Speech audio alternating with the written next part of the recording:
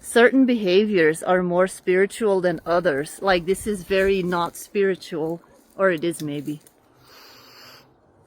That's spiritual. Anyway, so sometimes you'll hear people say, "Oh, you're getting so impatient. You are so angry. That's so unspiritual of you." Or you may not have heard anyone say that.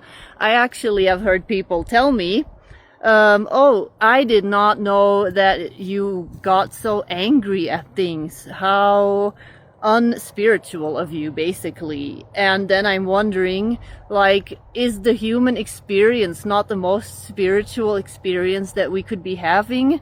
And with the human experience, I mean the whole spectrum of all human emotions as a way to express what we are going through here. Mm-hmm.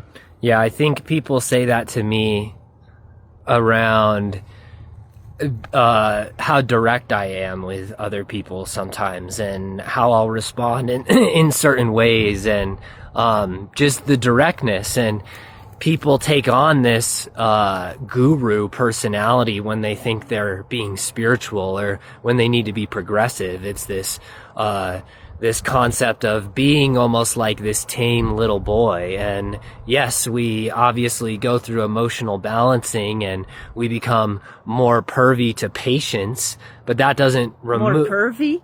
Is that the... Oh, I said pervy again? Is it privy? Yes. I did that in another video too. Someone pointed it out. Getting more pervy is not spiritual at all. I'm going to keep going with pervy. No. Because we get pervy to more emotional balance, and things don't trigger you as you progress through life like they used to.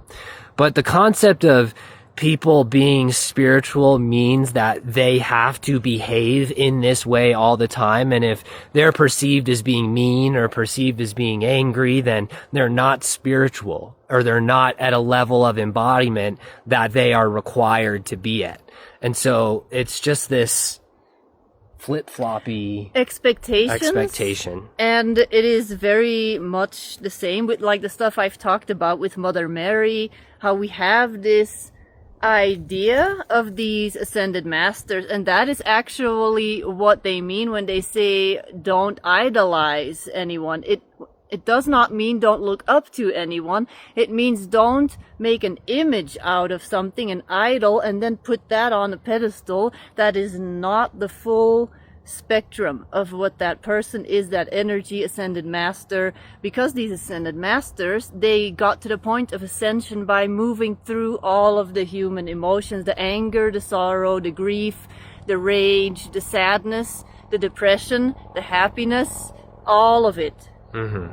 So yeah. And like you were saying earlier, things that people consider spiritual or not spiritual, like someone could be really into aliens and conspiracy theories, but they're not working on their spiritual identity at all. And then someone could be into knitting and swimming and basketball, and they're very embodied in a spiritual state. And they could, there's just this level of expectation and labeling that's been created that is in a very large split right now. It's like, it's interesting to watch all of the people push these spiritual characters and these labels when it's so obvious what's happening.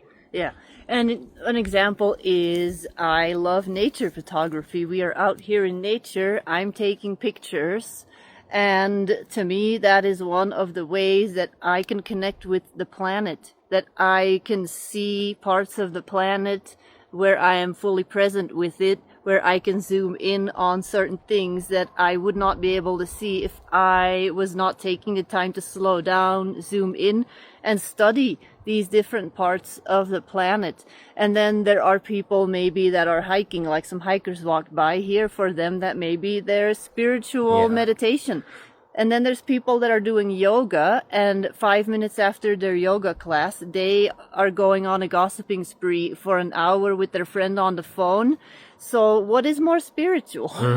And someone could be on a hike and be completely separate, feeling like just because they're in nature doesn't mean that they're spiritual either. And it's like this kind of, nothing really equates to what that actually means. And I just had something else that was good, but I forgot it. So I'll stop there.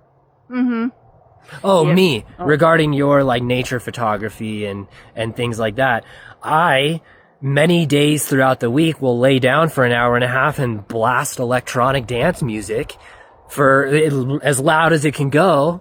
And that's helping me study frequencies, study the planet, study dimensions. It helps me understand my body. So it's like, if someone was looking at that from the outside and it's like, oh, this dude just loves dubstep and bass music. And it's like, well, that's not spiritual. But actually, it's very, very spiritual. Yep.